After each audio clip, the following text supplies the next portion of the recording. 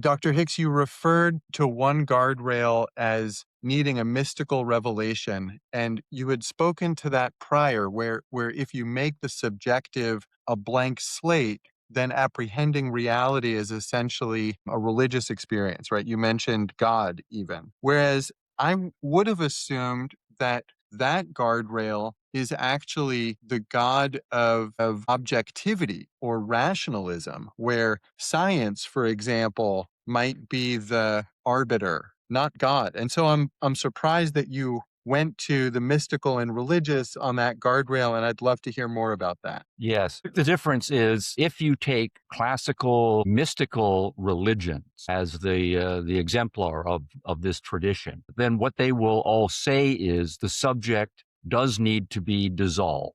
Right? So they are going to emphasize fasting of the body, shutting down the senses, making your mind a blank slate, trying not to think about anything.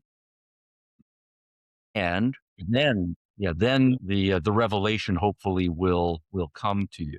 So that's why I went to the religious example. Now I would say why not the science example is because the scientific project from the get-go wants to say there is an intrinsic reality out there, but we're not trying to shut down the mind because the mind has to be active.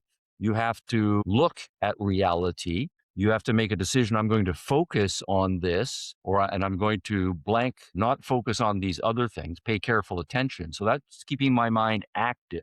And then I'm going to say, I've got memories. This reminds me of this other thing. And then I bring that thing to memory and I say, well, it's similar or it's different. And if it's similar enough, then I'm going to form a new category. And then I'm going to assign a label to that category. And then maybe I'm going to run an experiment and then gather the data and do a statistical analysis. So this I see as, yes, we're trying to be responsive to intrinsic reality, but the subject is still very active in using its apparatus. And if I am using my apparatus actively in the right ways, then I get something that's called knowledge. And so I think that's a very different enterprise from the religious mystic enterprise. And that's just meant as a clarification.